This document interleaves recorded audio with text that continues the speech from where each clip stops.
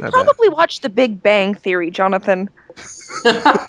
Still never. Next time Reddit makes fun of you, just know that.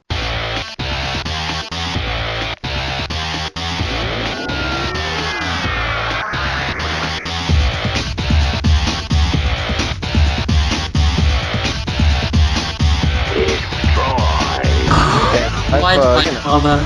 I feel get like Jack Skellington when he is telling them about Christmas Town and eventually has to give up and then says they called him Sandy Claus. It's like I eventually I'm just gonna have to tell them that Mario Kart 7 is Sandy Claus. Because that's what they want. It's like, why bother trying to tell them what I actually think or have seen, you know? I wouldn't care too much about the opinion of Reddit anyway. Oh yeah, I mean Reddit is scum, subhuman scum. And as for people posting, like pretending to be me on 4chan, I don't get it. What? I don't get it. When did that happen? It happens a lot. Like before the Saints Row 3 review went up. This is over Mario Kart? Yeah, this is over fucking Mario Kart. Okay, if it was like a game that I gave a shit about or anyone gave a shit, who cares about Mario Kart? God damn it. I mean, I didn't, you know, I've always liked Mario Kart. I just thought they finally wore out their welcome with this one. But, you know, I thought everybody kind of liked it, but I don't know, it's a fucking game about cute little cartoon plumbers. It's like, why are you letting that upset you? I didn't even know they made 7 of those games. Yeah, they have. That's if you a lot. count the Game Boy one and stuff like that. Oh, my cat's throwing up on everything. Rad. Have we started recording the thing? Yeah, the recording's on. Might as well just hello. I guess everything you've said so far has been wonderful. I hope you use it in the final recording. Oh yeah, might as well. Welcome to Podtoid, ladies and wow, gentlemen. you're on the front page. I'm your oh yeah. The Destructoid? Of Reddit. What's that again? The big old picture of scumbag Jim Sterling gives Mario Kart 7 a 5 for not changing anything. Gives Modern Warfare 3 a 9.5. Yeah, it has shocked me how oversimplified they have, like how they have reduced both of those reviews to the exact same thing when they're two different games that said two very different things. Well, doesn't Modern Warfare 3 have a whole new campaign mode? Yeah, I mean, it's got loads of new stuff in it, but people don't seem to understand the fact that Modern Warfare 3, like the formula, I personally think it's still good enough that it only needs tweaking, whereas Mario Kart, by the 7th iteration, I don't think it's good enough to, you know, to rehash everything and not change anything, especially when you play something like Jimmy Johnson's Anything with an engine, and it's actually a faster-paced, more interesting game, if you see what I'm saying. Yeah, absolutely. They're two different games with two... And well, just so I'm clear...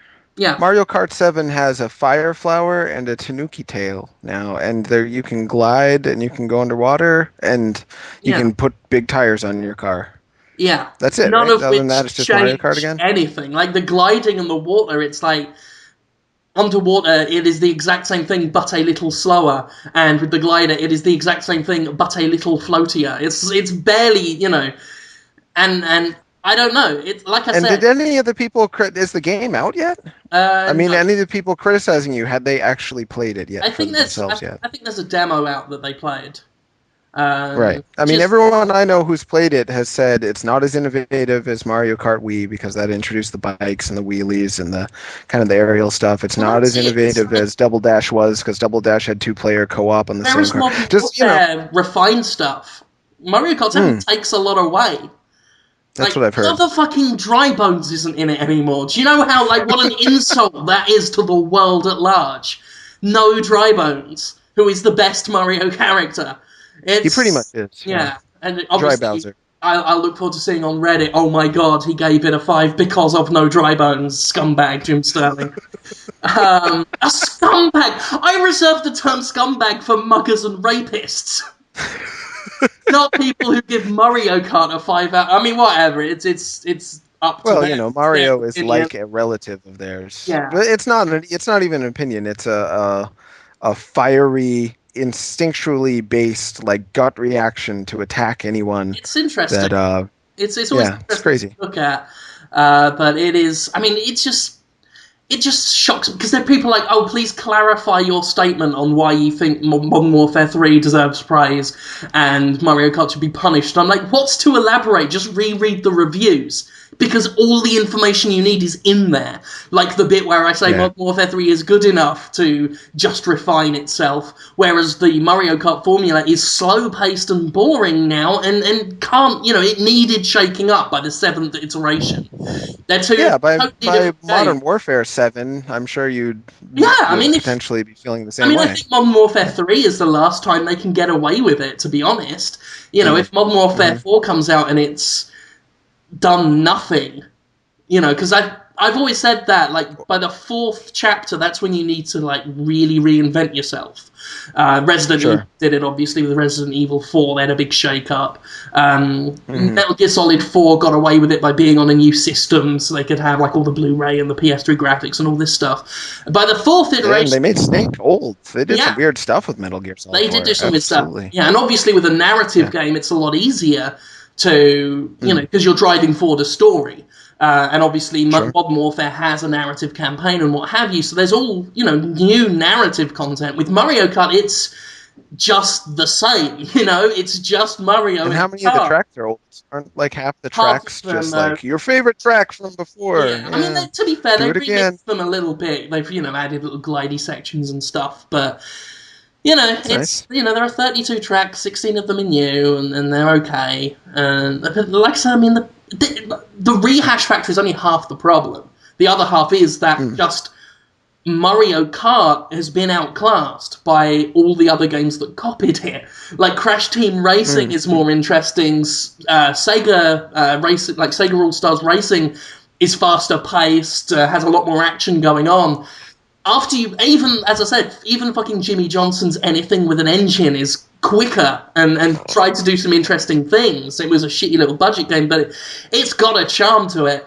And playing those games and then coming back to Mario Kart, you're like, really? Like, this was good on the N64, on the SNES. By now, I want to see something a little more... interesting, or at least faster paced, at least more exciting. It's just this slow, sluggish, casual stroll, and I don't find that exciting anymore. And more power to they almost more power to the hoo-hoo. I just say more power to the people that do still find that exciting. So I do not anymore. Oh, sure, they can just like it. Yeah. They don't have to be mad that you don't like it. Yeah. It's the DS one.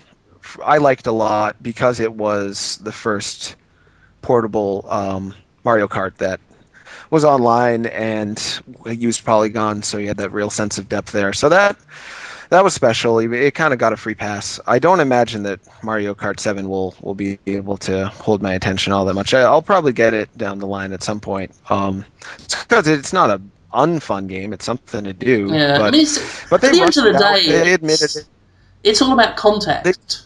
Now is not the time for a Mario Kart that takes away a lot of features and gives us back to basics. It's like, maybe in 10 years' time.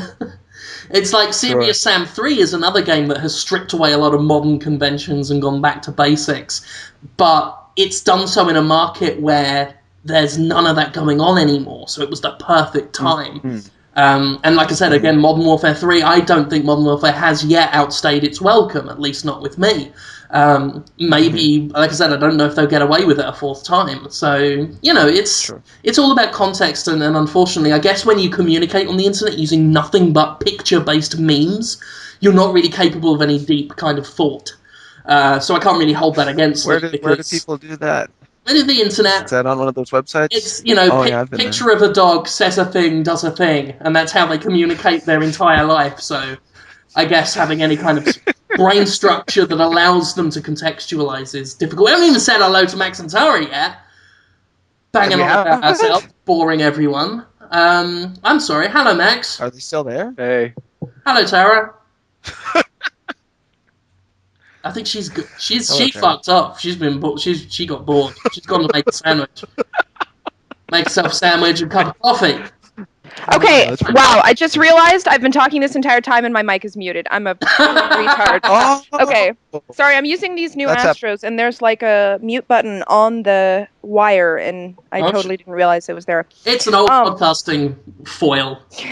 What I was gonna say is I kind of feel like Nintendo, like, you know, with a 3DS coming out, they probably said, "Oh, new console, like not console, but new, you know, handheld console, time to release a Mario Kart game," and they thought that just the 3D would make it good enough to buy.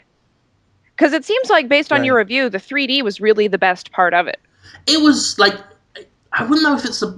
Actually, yeah, it probably was. Because, I mean, it's the best 3D I've seen on the 3DS. Exactly. Like, I tried to find the ghosting and couldn't. And that's very, like, rare in any 3D.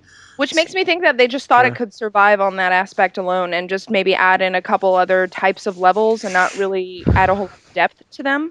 And You're probably right. And they know that people will still buy it, though. Because it's the Mario Kart game. Oh, there are people who have said in the comments that they're going to go out and buy an entire 3DS based just on my review, which I hope they follow through on, because the power to force people to spend, like, how much is that thing now? $169? To shell that much out based on my words alone, that gives me a tremendous sense of power. So I'm quite pleased with that. Wow. It's, you know... 334 comments. Wow. Yeah. I'm really shocked they care that much. Yeah, that's weird stuff.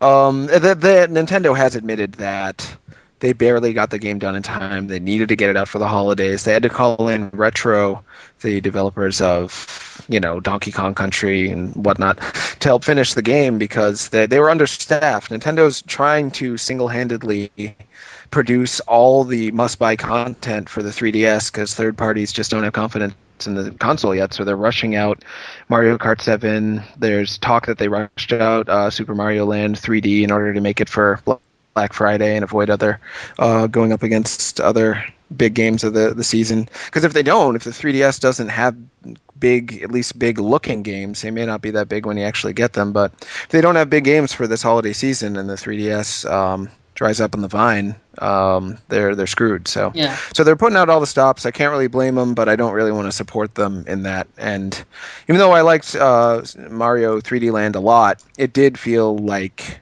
it had enough new stuff in it to really put it up there with my favorite Mario games. It's not in the same league as Mario Galaxy or Mario 3 or anything, in my opinion. Yeah. It's fun, but, you know, it doesn't fill you with awe. Other than the 3D. The 3D looks really cool in that game. Other than that, no awe for me so far. Yeah, and I've not even seen a defense of Mario Kart 7 yet. I've seen plenty of people attacking Modern Warfare 3, but that's not a defense of Mario Kart 7. That is so weird, because a year ago, this time, or a little more than a year ago, I had to talk about Modern Warfare all the time, like how everyone's talking about Skyrim now. Everyone was talking, not Modern Warfare, Black Ops. Everyone had to be talking about Black Ops. That's all anyone wanted to talk about. Blah, blah, blah, blah. You know, there was none of this backlash yet towards Call of Duty. In just less than a year, it seems like there's this venomous turning on the series. Everyone's decided to hate on it for some reason. Which is funny, because I guess those self-same people are the same people now saying that I have never liked or played a Mario Kart in my life. Because they seem to think that when you have one opinion, that is your opinion forever about all games in a particular series. Never mind the fact I'm actually, you know, I've always been a fan of Mario Kart, and Mario Kart DS was also one of my best games on the DS. Yeah, it's a great game. Fantastic little game, but, you know, we've moved on from the point where you can just put out a really slow, samey little kart racer and at least expect everyone to think it's fantastic. People are going to buy it. People have very proudly told me they're still going to buy it, as if I give a fuck. But well done them, and well done if they enjoy it, but... As someone said to me on Twitter when they said, enjoy your casual first-person shooter, enjoy your casual kart racer. By all means, have fun with it. You know, there's a banana skin in it, I heard. You can drop it and they slide around on it. So that's cool. What's interesting to me, this is this is related to what you're saying, but it's more directly related to the backlash I got for the Skyward Sword review, is that people seem to have a lot of trouble understanding that you can feel one way about a game, but also think something about it.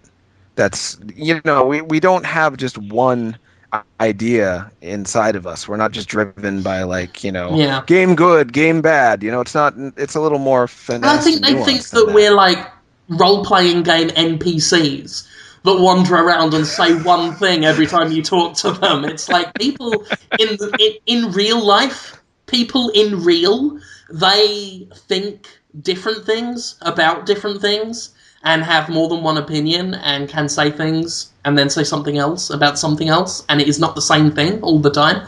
I mean, Right. if you've done nothing but play Mario Kart games, if you've done nothing but play Final Fantasy for the past 30 years of your life, you might be shocked to find that real people don't just walk along a straight line backwards and forwards, saying the same thing every time you talk to them. But in real, people are quite complex, quite shockingly complex. Indeed. Yeah.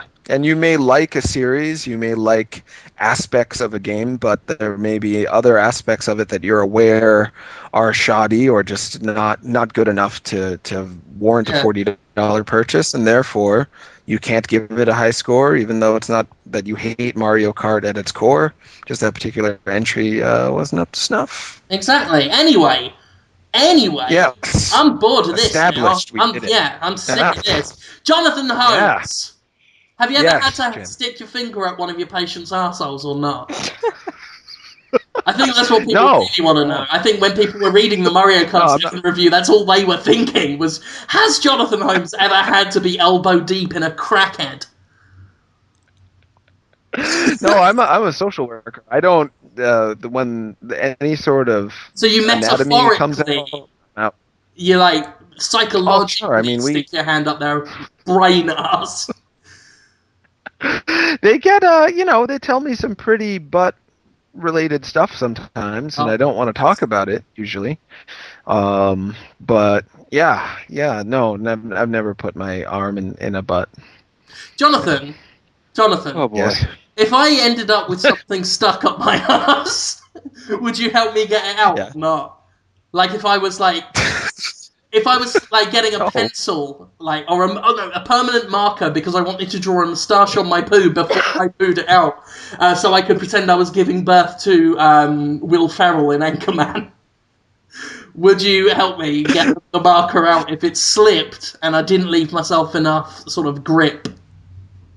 I mean, for your sake, I wouldn't do it because that would only make things worse, I'm sure. I'm not a proctologist or an expert on the anal region in any way. I'm an anal rookie.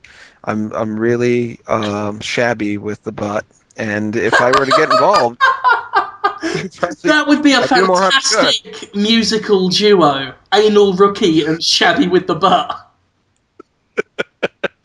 That would be like I call a what nurse them for you. rappers call themselves. Max. Oh yeah, anal. Hey, that would be good. What have you been playing this week, mate? I haven't been playing much this week. I went down to my dad's in LA for Thanksgiving, and I left my Xbox, at my house like a normal person. And my girlfriend went to her family in San Jose, and then I think she came back a few days early so she could play Skyrim after lamenting on Twitter that she should have brought the Xbox with her. And the exact opposite of what I was afraid would happen has happened, in that she spends all of her time on Skyrim and ignores me, and I'm like, can I play? And she's like, I just started playing. I just have to do this one thing. And I'm like, fuck. I mean, I'm glad she likes it, but I haven't even gotten any chance to play Skyrim, and I've been homesick for the past few days. Yeah, you sound sick. Yeah, I feel like What do shit you right got? now. But I think I have I'm a sorry, family Max. of bees living inside my sinuses, but I'm not sure. That's awful. Being sick is so bad. Yeah. But when you get sick better, right now. it feels so good. Yeah. A lot of sickness going on. Are you sick too, Tara? No, actually, I've been surrounded by sick people though, and I have managed to stave it off thus far. My boyfriend had Oh, that's good. he had the flu, right before Oh. Thanksgiving, and then the day before we were supposed to leave, he got pink eye in one of his eyes, which Oh. apparently is concurrent with the flu sometimes. I don't know. And now whenever he your immune has system's diminished, yeah. a sore throat / sinus infection. It's fucking Oh, gross. So- that's too bad. Yeah. I don't know. I must have a really good immune system or something. You do, yeah. You eat well.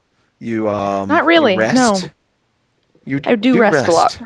I rest. That's good. I love That resting. helps a lot. And you too. Yeah, good times. Mm. Oh, I played So- video games this week. Talk I guess about I them. could talk about them. Did you play video games, Tara? Actually, I Should did. ask. What'd you I played a play lot of this week? Skyrim. I played this new iOS game that I'm obsessed with called Strategery, which is Oh, wow, like that's a a funny turn-based strategy game. Very simple, but very fun. I Huh. would recommend that for anybody who likes those What kinds is of it games. like? Tanks or dragons or what's the? No, it's what's just the literally genre? like a landmass that's divided into like there's 4 players, one of like each Okay. color, and you have like a certain number of units. Like it's really hard to describe, Is it a but guy unit or is it like no. a There's little... no like characters or anything. It's literally just dots Huh. on a screen. Whoa. It's very Really? simple, yeah. And you try to take Huh. over other like units, other people's dots. I like simple games I could like like that a lot. Sure, Yeah, me too. you might be into it actually, but you don't have an iPhone, do you? My wife does now. Oh, She just got excellent. it, so I'm going The to You 4S? said the that. the iPhone. You said that in a way that was like my son killed again. The bodies are mounting up, and I'm going to have to tell the police. My wife's got one. Well, Don't it speak changes of your that. life. We don't play the iPhone at I- Drayton home. I have nothing against the iPhone, but your spare time is no longer your own. She's constantly playing Words with Friends. She's staying up all night. You know that one? It's like Scrabble. Yeah. Well, but you do a move, and then when your friend boots it up, they can do a move. She's either at work or playing Words with Friends or sleeping. So, we've talked, or I've talked at her, and words bounced off of her, and words came out of her mouth that were not related to what I've said since the iPhone entered her life. So, yeah. Kind of like Skyrim with you, Max. Yeah. Yeah. Sucks. So Yeah. yeah, I played that, and I also checked out Infinity Blade 2 this morning. They are coming around and showing it to people. It's coming out on Thursday, I think. Oh, cool. So we did a little interview with them. Yeah, it's like Infinity Blade, but That's bigger. what people want. Yeah. Yeah, that's the right time for that kind of sequel. They made the splash. Now it's time to do a super version, pump it out. Yeah. Sounds good. Yeah. That's about it, I guess. No, it sounds fun. Yeah. I played King of Fighters 13 a lot. I have I'm the really other loving it. Destructoid staff members trying to call me. I forgot there was a Destructoid senior staff meeting right now. Oh, yeah? Yeah, nothing I can do Gotta now. go? No, I've got to be committed to Okay. the people and Sure. the audience and our fans, rather than Yeah. talking business with the fat cats and the CEOs of Destructoid, or the Cyril Sneers Dale and Nero and Limburger from Biker Mice from Mars and other comedy CEOs. There's all the ones with something editor in their name, basically. Chad. That sounds but good. I can't. Here's what happens, right? This is a bit of a backstage thing for y'all. What happens at these meetings is they all talk about what they're doing, and I sit there and do nothing. And then when they say how are reviews, I go, they're okay, and then nothing again. So someone can just say that for me in the meeting, and that'll probably be all right. Sure. Well, they'll listen to the podcast tomorrow, and they'll know everything's all right. Yeah. After So that. this is just for whoever's listening. Conrad, everything's fine.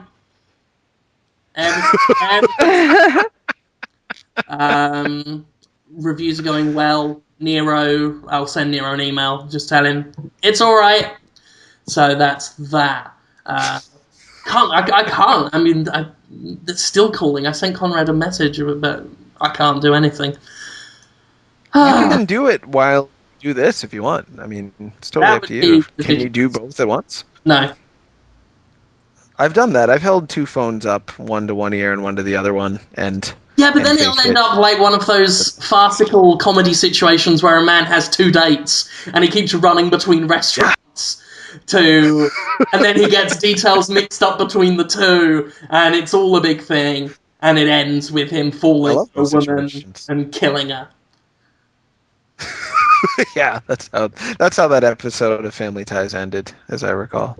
Oh yeah. Is that Kirk Cameron or Michael J. Fox? Michael J. Fox, yeah. Kirk Cameron was something about love or family or something. You remember those shows? Am I too old? I'm too old. I'm sorry. He was in those. These were Left Behind things with the Jesus coming and taking everyone away. Oh, good one. Yeah, but when he was younger, he was in a sitcom with Alan Growing Thicke. Pains. I love Left Behind. I watched the first Left Behind film a couple of weeks ago. Actually, it was quite cool. It was. I liked the bit. I like the bit. I like the bit where the man selling multiple novels and films and video games said that man's love of money is what brought the devil. Please buy my T-shirt. It was quite. I mean, I always laugh whenever, like, when fucking Fern Gully came out, and it's like, oh, these trees are being cut down by evil money-making men. I'm like, really? How much, are you getting for making Fern Gully? How much? How much did and they had to cut down a lot. How many Captain Planet toys did you sell?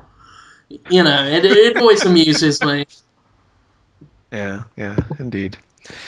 So yeah, I played King of Fighters 13. It's the more I play it, the more I like it. I got to review it, and I keep playing it more just to get a better sense of it, and the score keeps going up the more I play it. So I'm excited to get that review finally done. And I played some more Skyward Sword because there's still some stuff to do in there that I like to do, and there's the whole second quest, which is a little bit different at times, so that's been fun to check out. And I saw a video of Bill Cosby singing Sgt. Pepper's Lonely Hearts Club Band, and I can't stop watching it. It could be the greatest thing anyone's ever done. It's so good. Have you guys seen it? No. It's. Didn't you post should I even dare? I can't stop posting it. I can't stop thinking about it. Have you? Would it be unfair to try? My Bill Cosby impersonation is not the best, but would it entice you if I were to at least try to do an impersonation of that? All right, Max, you on board? Sure. Oh, Max. Okay. Listen to you. Are you okay? No. Are you lying down or are you standing up? I'm like sitting on the couch. Oh. You need soup, man. You should make my chicken tortillas. Yeah. I had a giant tea. You sound like your hair is gray. Do I? Yeah, you sound like you're in the old folks' home. Oh, man. Yeah, it's true. Yeah. Someone did some fan art of you recently with, I think you have David Lynch hair in it. It's of the whole Podtoid cast. Oh, I saw that. That was so good. It was so good. Oh, the pixel art guy? Yeah, Captain I saw that Carrion, when I think his name is. I was in my NyQuil tunnel. Yeah, I did the I did the thing last night where I took some NyQuil and I was like, I'm gonna go to bed. And then I tried to go to bed and I couldn't sleep. I just got really dizzy, and I started thinking about how cool it would be to just buy weird stuff and then spray paint it gold. And I was like, there's like big lawn ornaments that are like hollow plastic. I was thinking it'd be pretty cool to get like a gold gnome. I can't talk right now. Fuck. No, you said that perfectly. Gold gnome. It would be great to get a gold gnome. Yeah. Yeah. Or like a splod or something. Like a what now? Splod? Like a goose, but like one of those fancy gooses, a swan. Oh, a swan. Man. One of those HD geese. Yeah. That's what a swan is. That's the one. HD goose. High definition. What's the 3D goose? That's a duck. 2 swans duck together. So it's kind of like, do I really want to start the show? I just said we're gonna get to know. What the fuck? We're getting out of style, I'm guaranteed to make you smile. Guaranteed to make you smile. It's it. The Cosby. I'm not even. It sounds like I'm doing a bad Cosby impersonation. It's Bill Cosby singing Sergeant Pepper's Lonely Hearts Club Band. Hope you do enjoy the show. You know, just going up and down for no reason. And it sounded like a bad Bill Cosby impersonation.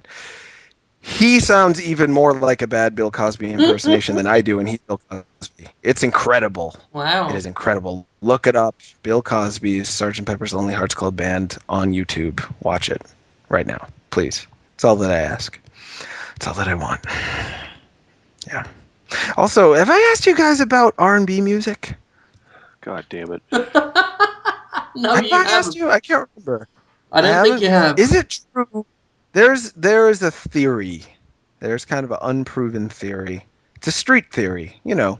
It's theories on the streets. And the theory is that if you sing any sentence and add girl at the end of it, it becomes an R&B song. Have you heard that theory before? Sorry, what? I was distracted. If you sing, that's fine. I feel that way all the time. If you sing any sentence, just pick any sentence you want. Okay. But you have to sing it and Right. add the word girl at the end of it. Then it becomes an R&B song. I wrote an Pearl? R&B song. Oh, girl. I wrote an R&B song. Girl. How'd it I go? haven't. It's I didn't write it, but I was in the woods and I was drinking, and my friend had a camera, Okay. and I just started singing stuff about having sex on boats and like R&B. It's called "The Sweetest of I Love." want to know more. Do you say girl? I think I did. Of course you do. That's all you need. It's a smooth jam. That's what it is. Like, what are you doing right now, Jim Sterling? Other than being on this podcast. I'm just shaking my head at the moment. Girl. Just considering how, we've come to discussing R&B on Podtoid. That's Girl. what we've... Fucking hell, Jonathan Holmes. Girl. You're doing it. Just shaking my head, girl. Thinking about how we come to discuss R&B, girl. Oh, God. It works with everything. I'm pretty sure it works with everything. I'm pretty sure of it, and that means it's a fact. What do you want to talk about, Jim? You don't want to talk about R&B? Whatever, man. I'll talk about whatever you want. I'm already I'm not gonna close be- to the edge, and you are pushing me over with both hands. I heard about this street theory, and I wanted to run it by Yeah. you guys because I trust your opinion. And maybe the theory's bad. If you think it's bunkus, just come out and say it's bunkus, Jim. I've No, never heard the man. term... No, I want to talk about the term bunkus now. I've never heard that term before. You never bunkus? It's like bunkum. Oh, It's like bunk in bunkum? general. Is that a sport? Yeah, it's an offshoot of moot. What are these Is that words like- you're saying? Jankum? Moot. Bunkum Moot. bunkus robots? Moot was popularized by Jesse Jackson in the early 80s on Saturday Night Live, where he hosted a fake game show called The Question is Moot. And from Moot begot Bunk. From Bunk begot Bunkus and Bunkum. Yeah. Now you know. Oh. It made you feel again. I don't know. Oh, I feel like I'm getting a different reaction out of you guys than the normal. I feel like this we're week. all low energy today. It's a low energy podcast. It's a special. It's a low energy special. That's what. That's what you got to tell the listeners. So it's not me. I'm a, always like this, right? It's a feature. And you guys, it's a feature. It's not a bug. It's a feature. Is what you're saying. It's lacking in energy. It's tired. It retreads old ground. So the Mario Kart 7 fans should really love this episode. I just did a funny satire. Did I? I haven't talked about this girl theory before, though, have I? Is that old? No. What? Oh, It just feels old. oh God. Your lack of interest in what I'm saying is so deep, and so strong. Do we have that, anything video game related that we could talk about?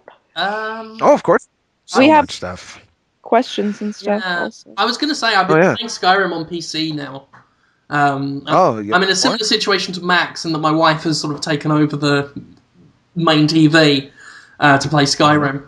So I decided to... It finally appeared on the Steam press account, so I'm like, ho-ho, to me. Downloaded it. Been playing with mods. I'm not really a... The last time I tried to mod a Bethesda game, I modded Fallout 3 and then rendered every Bethesda game unplayable on my PC. Like, every single one stopped working, and I had no idea how to fix it. Yeah, even deleting all the files of Bethesda games and re-downloading ever since that mod. This was on the old PC. I don't know what I fucking did, but that was back when I was just completely clueless. I've been trying to learn sort of baby steps and modding. Modding's pretty simple, actually. I imagine it's more simple these days than it used to be, but it's very much a case of download this file, put it here. Make sure you know where you put it so you can delete it within seconds once you find out what it's done to your game. So yeah, I've been playing around with that. That's it. But it did something different to your computer, it sounds like. It did something weird to the old one. And then one day it suddenly stopped and started, Bethesda games started working again. And I was able to play Morrowind. On the new one, though, the mods have been pretty successful. I always shied away from mods just because I was totally not confident in my ability to understand what the fuck I was doing, which the old incident confirmed. But ever since then, I've been slowly learning more and more about it to the point where I'm now playing Skyrim on PC, and I couldn't go back to the console one now. Not with what I've done to it. Just the stuff that I've... just visually, I downloaded the FXAA injector, which allows you to play with the colours in the game on a level that the in-game settings wouldn't allow. And everything, just the saturation I put on it, the thing looks almost like a watercolour now. Just really that sounds great. Beautiful. And when I went back to the pre-modded version, it just looked so dull. I mean, it's not exactly Bethesda's fault. I mean, before you see the FXAA stuff, it looks fine, but it's once you go back from that, it's something else entirely. It was mostly that. I've heard people say the same. Oh, sorry, I was just going to say I modded in stuff like the realistic fire, the realistic snowflakes, the better water effects. Just these little things that really enhance the game. It's amazing, and I know that what I'm saying, there are veteran PC gamers listening, just thinking, "Oh, that's so adorable. He's playing with mods like a baby." I downloaded a mod that makes me play Skyrim upside down. That probably sounds, incredibly infantile and naive to them, but to me, I'm it's as someone who hasn't played with mods so much before, it's amazing. It gives you such a sense of power. I can see why PC gamers have a reputation for becoming such arrogant cocks, because once you've had a taste of the ability to take a game and then just turn it into whatever you want, like Jesus, then you start to get the arrogance that's associated with being, a Jesus-like figure. So I can see that. God, You get a real power kick from this is the game Bethesda wanted me to play, but I'm playing the game I want to play. It's it's very freeing. And I'll probably be playing around. That brings up Minecraft. People were arguing about Game of the Year and Minecraft and why anyone likes Minecraft. That's kind of the appeal of Minecraft, right?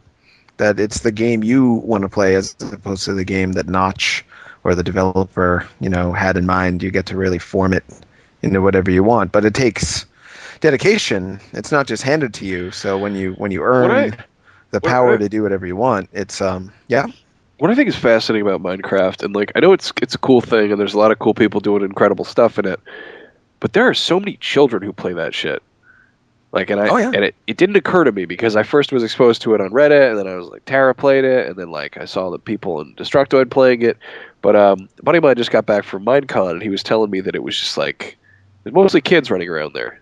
It was it's a perfect kids game. And I've talked to parents who are our kids are loving that Minecraft, and I'm like, really? Weird. I don't know. I find that weird. and I don't trust children. I don't think children should be allowed to play video games. I can see why they'd be into it because there's a large creative component to it. Yeah. No, I mean it's and cool. It's kind of it's exciting. I mean, I'm like happy that that's a thing that's happening. It's just it's almost off-putting in a weird way. Like I thought that it was a bunch of neckbeards and like, 30-something indie gamers sitting in their basements making really elaborate structures, and then I'm like, I find out there's like 8-year-olds playing this shit. That's crazy. Yeah, it's both. But inexplicably, the 8-year-olds also have neckbeards. That's very strange. It's an offshoot of playing it. Like women and children and any horses that see you playing it as well will grow neckbeards or neck manes in the horses. Wow. I guess I'm just so used to the sort of either children gamers are like really stupid snot-nosed little shits. I can't say this with a sinus infection. Sorry, a bunch of shitty little kids just running around, playing Pokemon and screaming about it and Skylanders and shit like that, or they want to play Call of Duty. It's kind of weird to think that there's like a creative happy medium in there. I mean, kids are drawn, I think, at least using the experience I have with my one here. It's the creative element that kids dig the most. My one here, he is disappointed in any game that doesn't have a character creator mode, and 9 times out of 10 he won't bother playing the game itself at all. He'll only play the actual game just to see what his character looks like in the game, and then he ended up, like, I think his dad got him Soul Calibur 4 or something. There are, like, I think 30 spaces to create your own characters. He had that shit filled in an hour. He barely even played the game. He was just making characters, like just, oh look, I give him green armor. Oh look, this one has long hair. This one has a staff. It's just, I'm only using him as evidence of all kids, but then kids have no personalities, so they're all the same. So I think the creative element is what draws them. So I'm not surprised that Minecraft is something that they would dig, just something where they can make their own stuff. Yeah, to me it's like a hamburger. It's not like a kid's food. If 13-year-olds were playing Minecraft, because once you hit like 12, 13, then all your creativity like falls out your ass. Well, then you care about how cool you are, and then you become awful, and your life revolves around your image, and you like things for the wrong reasons, and everything is bad until you get out of high school. That's a bad age, man. 13? Yikes. Well, I mean, until 50% of them get out of high school. For a lot of them, it seems to stick. Indeed. Yeah, it's a good theory. I was going to, way back there, say I'm hearing a lot of people say the same thing about Skyward Sword when they play it on the emulator, on the PC emulator. They can't go back to the Wii version. There's like something about the way it runs in the emulator in HD that makes the backgrounds become like watercolor. And it's so much better of a game. I really hope the Wii U does that upscale rumor. The funny thing is about HD is this generation has obviously been the HD generation. But all the big HD games, all the major ones, have all been brown and grey and everything, which is fine, there can be a kind of beauty in that kind of bleakness. But that's not what shows off HD. Funnily enough, all the games that have been big hits on the Wii, they're the ones that should have been in HD all along because they've got the vibrant colours. People have laughed at me when I've said that Viva Pinata is the best looking game this generation, and it fucking is. Because it is a very vibrant, colourful game with a lot of saturated, contrasting colours.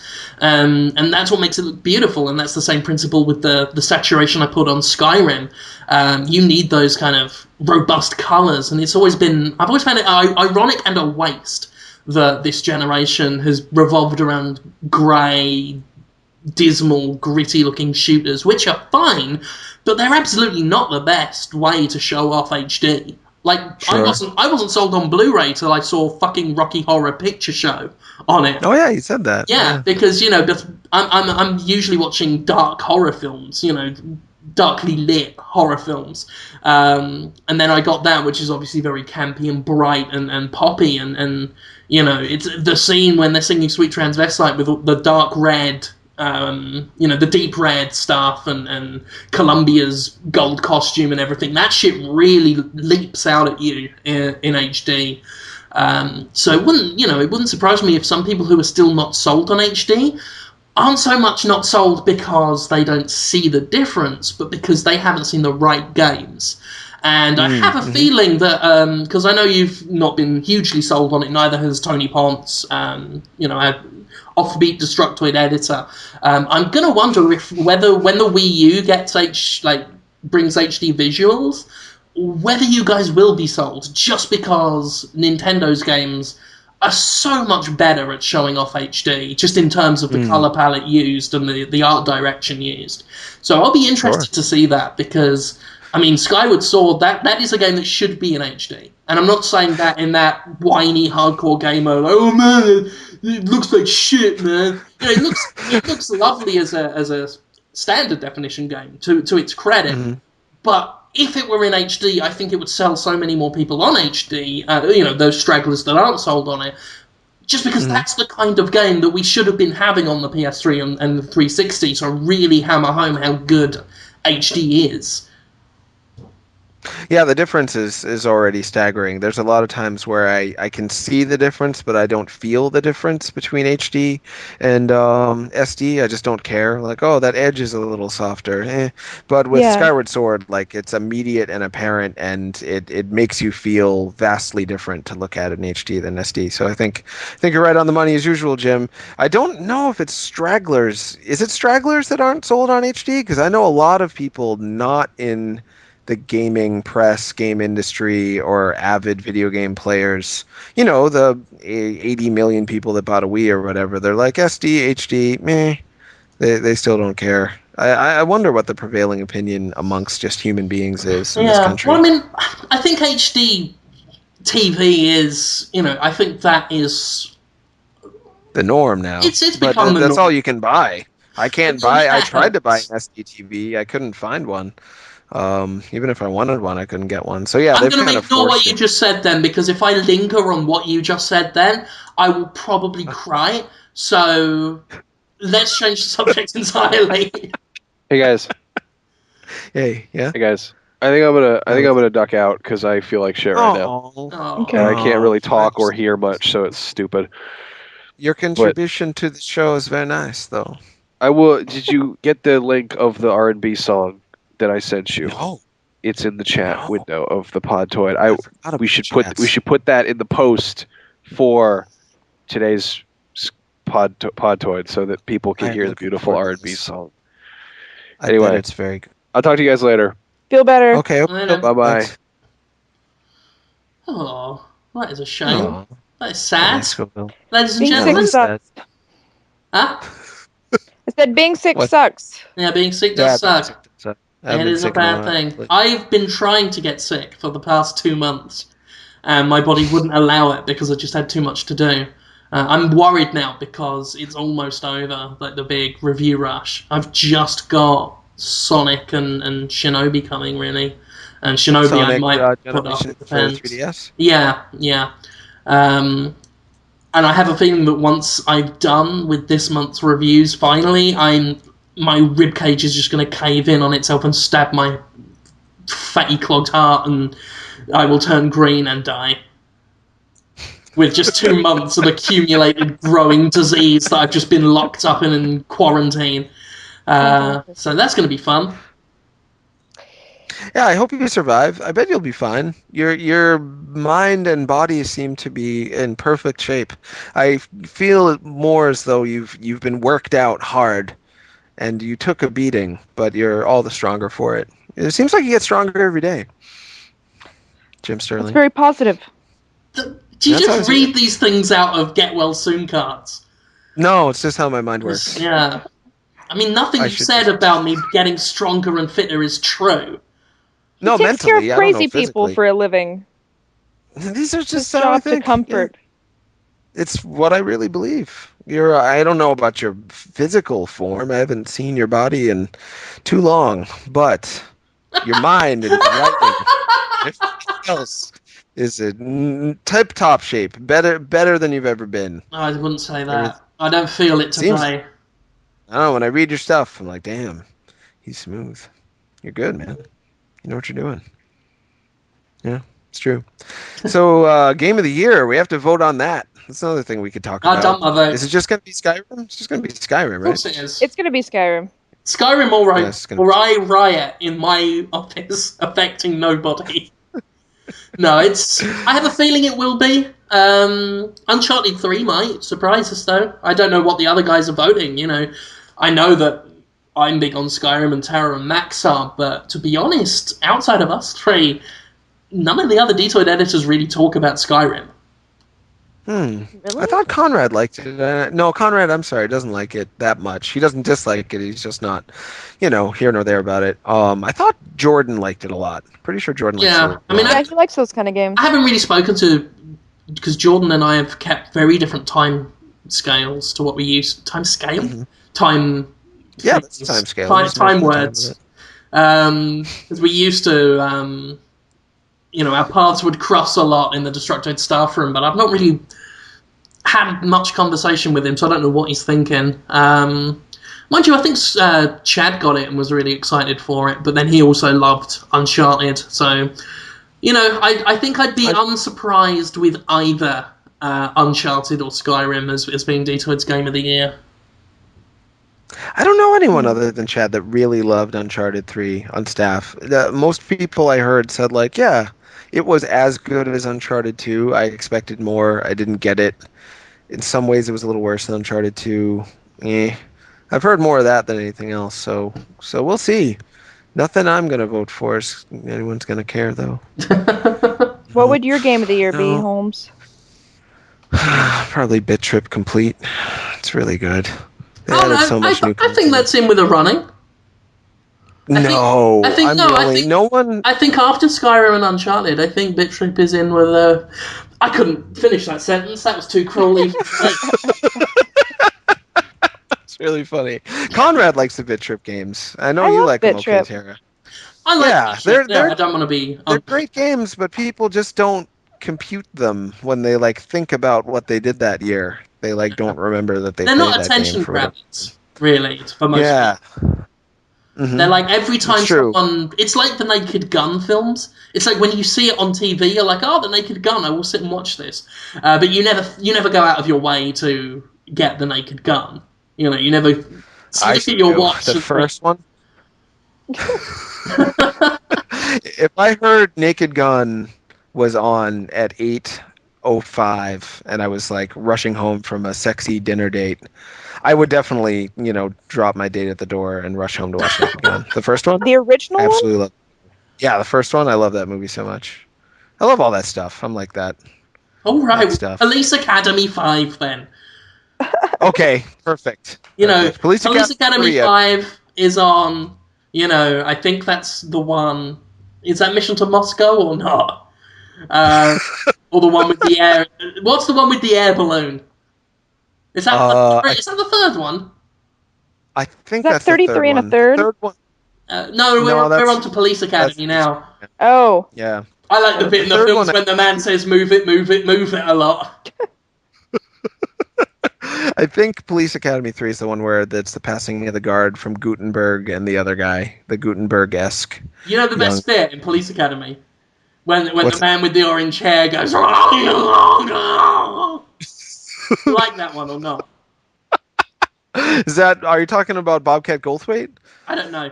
I like the bit when the man, when the person of colour, which is what I have to say for political correctness, right? I like the bit when he makes funny noises like beep, beep, beep, beep, or I am a car. I like that bit, Jonathan. Do you like that bit or not, Jonathan? Do you like the bit when the man says, I am a car, broom, broom, broom.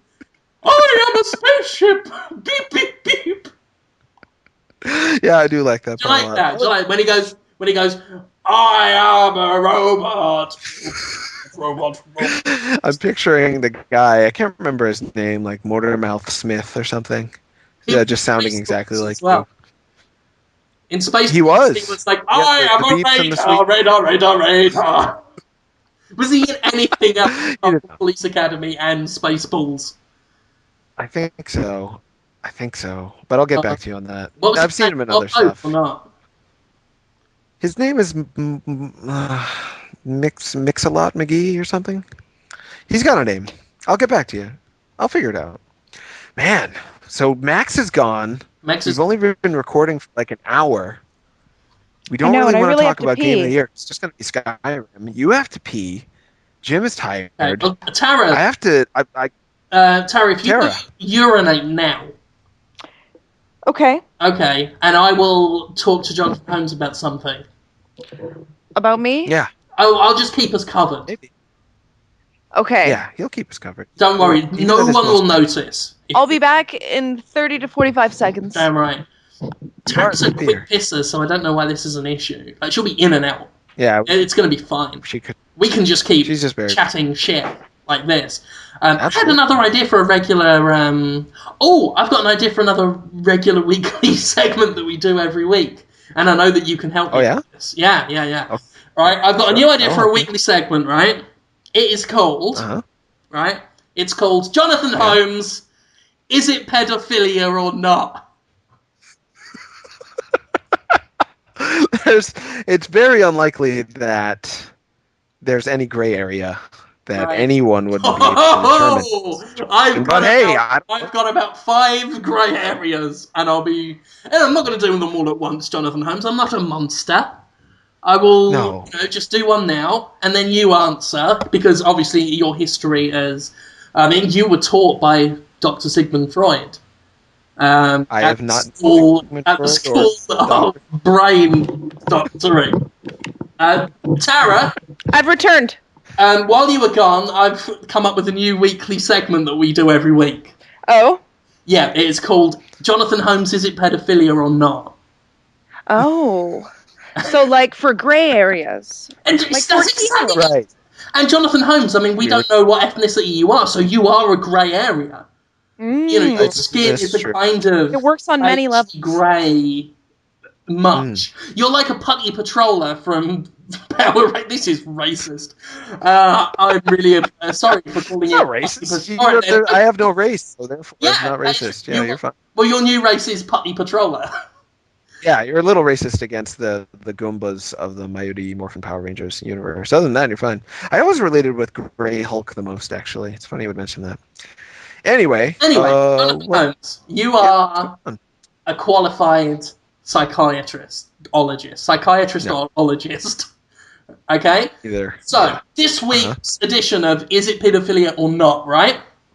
If you have sex with a paedophile, right, and you are getting off on the idea that he is a paedophile, right? And you're not thinking about children while you're doing this. You're just having sex with a paedophile thinking, I'm having sex with a paedophile, this is really sexy.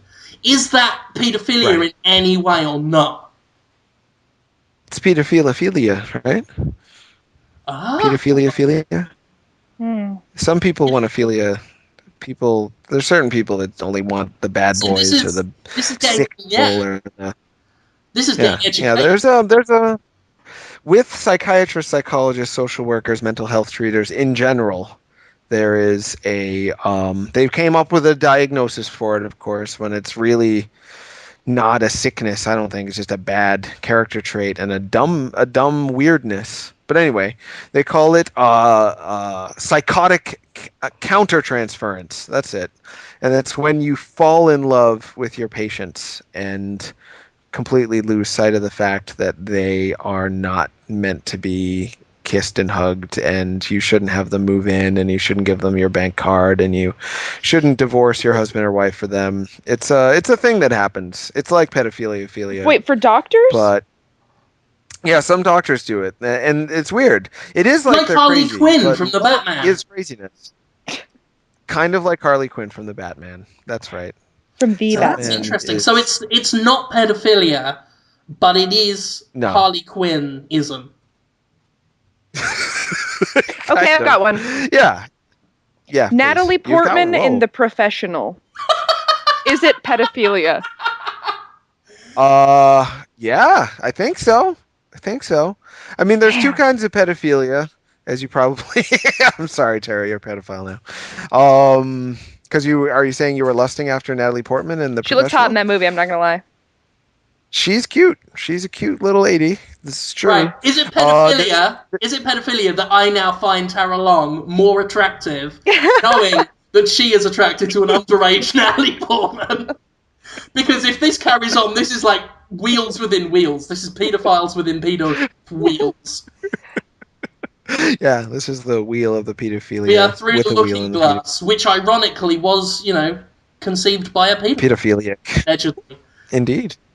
Yeah, About he that. really Is liked it the little pedophilia baby. if you enjoy Alice in Wonderland? No, it's not. What if you stick the depends on book how up you- your ass? What if that's how you enjoy it? It's like, I enjoy Lewis C. Carroll's words up my ass. That would be a really strange-shaped book or a really big butt. Are Or there both. people sexually attracted to books or not? Yeah, of course. Of course. Really? People make all sorts of bizarre connections in terms of feelings of safety and feelings of, because a lot of sexuality is thought to be narcissistic. People just want a mirror image of themselves, but slightly varied, so they can have their parts fit into their parts, or have their parts fit inside. That's You know what I'm disgusting. saying? Parts fit. So Sorry, it's just the way. people that look like books would have sex with books. Kind of people that identify so strongly with the world of books and the idea of books Well, the books. might eventually. So J.K. Rowling, you're basically saying J.K. Rowling has definitely run the spine of the Iliad up her slice. Oh, slice. Why? Whoa! Wow! Is that what you're saying? Wow. She's wrapped her pancake around Roald Dahl's The Twits. No, writers. I find that writers don't even. They see books as work after that, and they don't even want to look at a book, let Right. alone rub it on their So tummy or something. librarians are really the ones with More like librarians. They're the ones It's that more likely. they'll take a shit on a Goosebumps' chest. Wow. Book. Yeah, because that's sexual. I guess for some people that is pooping on. Yeah, so Those weird, books are meant for pooping teens. on. Could that be considered pedophilia? You only want to have sex with Goosebumps? Yeah, that With would children's books, specifically. be okay. No, or preteen PG books. You stop at Twilight. That's where the cutoff is. You're rubbing your very hungry caterpillar over the very hungry caterpillar. Is that pedophilia or not? I love it when Tara joins in. This is brilliant. Thank you. Yeah, it's I love having a 4-person podcast, but when we go down to 3, there's usually more room for everyone to yap. Indeed. So I miss you, Max. We all have to up our game. That's it. We have to up our game. Like football players who talk about pedophilia instead of play football. Oh, yeah. This was a nice offensive bit of the podcast.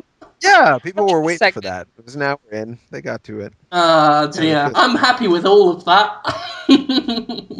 That was going to be a sick bit, they call that. I was going to ask, do you guys care about the big 3DS update coming next week? Next week, yep, next Friday. You heard about that? No. That's the other news of the week, so I'm talking about video games, 3DS is getting a system update, so you can record 10 minutes of 3D video and also send messages to people like you can on the Wii and every other system ever. Do you know what I like about that the basics update? What's that? Is that the day after it's out, I'm going to have about 10 new ideas for is it pedophilia or not. But yes, I mean, that's basically it, isn't it? People are gonna... I want stats as to how many people are gonna film their, little writhing maggots in 3D and watch their little knob ends wobble about. Are you talking about children or genitals? I legitimately cannot tell. They're interchangeable. Kids are dicks. That's true. But it's going to happen. Like, just so many penises in 3D. Oh. So Well, I was many. shocked. There are a few websites that specialize in offering 3D images for the 3DS, and a lot of it just is Link and Sonic having I explicit remember sex. that. Oh Normal yeah. story. Yeah, just that's what you wanted in 3D. Absolutely, Yeah. wanted Cartoon you to sex really is feel the like they're. weirdest thing. I'd never understood Yeah. it. Nothing wrong with a little bit She's- of drawn porn.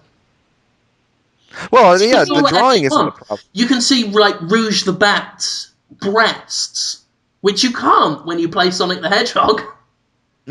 True. I guess that's true. I mean, there's a point there. I would. Yeah, Oh, that is a point. Rouge the Bat would get it. Is that wrong, Jonathan? That you would want to have sex with I Rouge would the have Bat? sex with Rouge the Bat from Sonic the I don't think. Hedgehog. Oh, it's not particularly. I mean, if it becomes a session, it's not good. feasible. I know that. I know Right, it's not the most realistic of ideas. But if she were real and she said, "Here, Jim, let's do it on the floor," right? Sure. While R&B music played, go, right? I would be like, "Yeah, I'm gonna have sex with a bat thing." You're not alone in that. She was designed to make people horny, which Oh, is I knew a guy interesting. from Sega who used to send me like erotic wallpaper of her and stuff. This isn't Fabian, in case Sega's listening. I know he'd be the chief suspect. It wasn't he, but someone long ago. Officially licensed as well. There's like official drawings of Rouge the Bat looking like a right fucking tart. But yeah, that's a thing. Yeah. What were we talking about? We were talking about a lot of stuff. We're talking about 3DS. 3DS firmware, actually. Now we're talking about Rouge the Bat. She's a bat, right? Being a tart. A bat with a bra. Ostensibly. What? I wonder if that would be a great porn site, batswithbras.com. That wouldn't be an unpopular porn site. Bats. Yeah, there's a lot of people like Morrigan, the succubus from the Darkstalker I'll series. tell you what, she can suck my bus. What? They stopped making Darkstalkers games 12 years ago or something, but people still love that character. Tell you what, I'll stalk her in the dark. That's not something to brag about. Don't worry, don't you worry about it. I'd Mori her gone. Wow. With confidence, I'd stalk her in the dark. Yeah. She'd make me Cap come. Oh, video game humor. Us guys, right, guys? We share a laugh, unless we're actors, and then we can a laugh. Yeah, indeed. I'm sad about me right now. I'll be okay. Why are you saying? I don't know. I've been dealing with myself so much lately. I'm really exhausted. I've been doing that as well. My wrist is fucking You know what aching. that's like. What I mean. He means masturbating, You know what it's like. seriously. Yeah. Wanking off my erection until it comes. There's nothing wrong with that, Jonathan. It's a natural, beautiful image. I love it, and you speak it like it is, and there's nothing. Just imagine, like Snorlax covered in whipped cream, and that's what I look like about 12 p.m. every day. 12 p.m. The noon. It's early. It's early in the day. It is early. Yeah, that's a fine time. I actually don't have I'm self-employed. Time has no meaning to me anymore. I know. It's a wonderful thing. It's a little weird because you disconnect from people who are on school, but it is nice. I like that freedom a lot. It is weird. But you guys must. The only day I know what day of the week it is on a Sunday morning when I am like watching evangelical sermons on TV while eating my breakfast and laughing. And that one where they get Saints Alive, I think it is, where a bunch of old men play dress up and pretend that the old saints from ye olde medieval days have come alive, and they'll talk shit. What? It's Saints Alive? That sounds great. great. Something like Saints Alive, right? You get these old Catholic dudes who have put on a long beard and a dressing gown or whatever, and then another old Catholic dude will interview him like they're on 60 fucking Minutes or something, but like they're all pretending that he is an old saint from like an old famous one, and then he'll talk about, Great. the sanctity of marriage or whatever it is they talk about. It was fascinating. That's so awesome. You can't take the Lord's name in vain, but you can just pretend to be a saint, put yourself on television, and whatever you say goes as the saint, I'm sure, right? Yeah, by evangelical TV standards, it's not the most extreme thing you can find on TV, especially in America, but there's just something more subtly alarming about watching these very old men who should know better playing dress up for each other. There's just it's a lot more subtle than what you watch something like It's Supernatural, which is another great one in which this again an old man gets very excited while talking about Jesus living inside people's brains or whatever. You get some really extreme stuff, some really obviously funny stuff, but that one there's just this subtle dark edge of watching these very old men parading around in dressing gowns in a real church while a whole audience of presumably normal churchgoers ask them questions as if they're really the saint. Because they do that. Sounds great. It cuts between the 60 Minutes style interview and them in the church delivering a sermon and taking Q&A. It's amazing. Sounds well produced. Yeah, I don't think I get that channel. I'll look. They don't have those kinds of channels there's on like 15 out here. Massachusetts.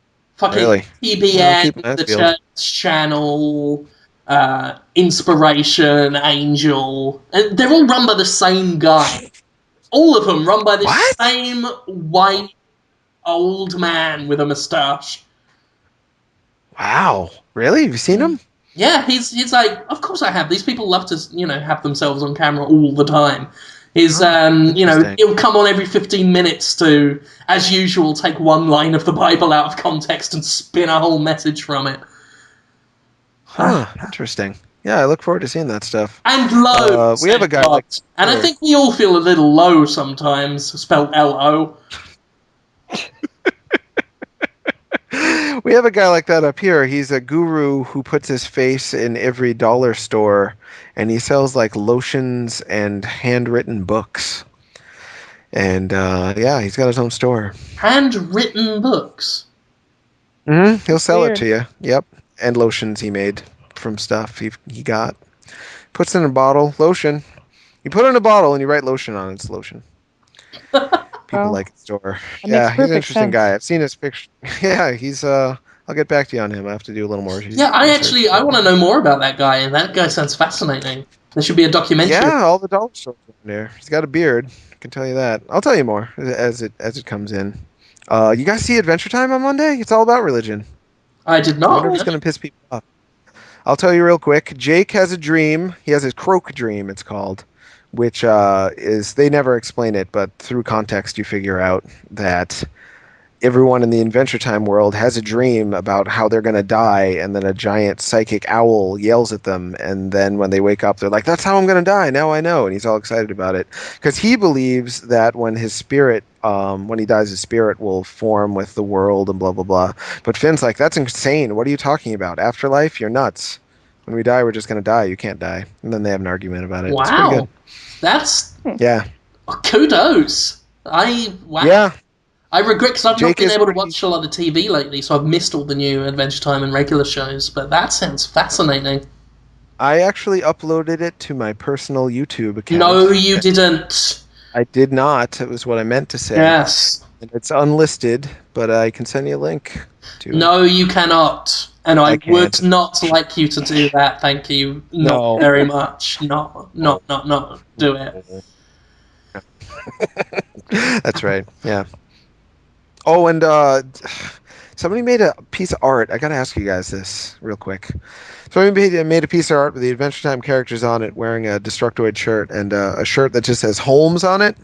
Then people with the last name Holmes all said, who happened to like Destructoid, said, make the Holmes shirt so I can wear it because my name is also Holmes. And I asked Hamza, I said, should we make the Holmes shirt? And he said, first we have to do a show called Sup Holmes. So now you have to do a show called Sup Holmes so we can make shirts that say Sup Holmes on it. So now I have to make a show called Sup Holmes, and I don't know what to do. Do you guys have any ideas? It could be like a show where you just dish real talk. Just general real talk. Whatever you have opinions on.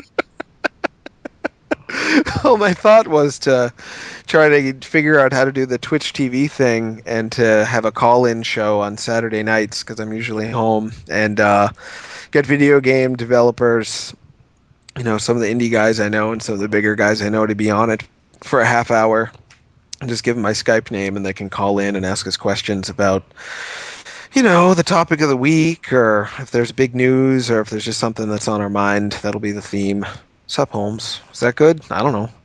Would you watch that? I wouldn't, but I wouldn't watch any of the stuff I do. I still do it, so. What do you think, Jim? I would watch that. Would you watch Sup, Holmes? I think you would. I think your silence means yes. Jim? Yeah. Are you talking to me or Jim? What? I'm talking to all. It's both yes. Both Ians. I would watch Sup, Holmes? You would watch it. Jim, would you watch it? Yeah.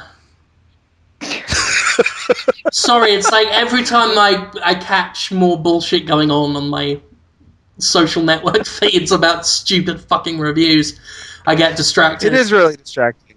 Oh, I know that feeling a lot. Yeah, don't worry about it. Well, you want to tell us about the bullshit on your social network feeds?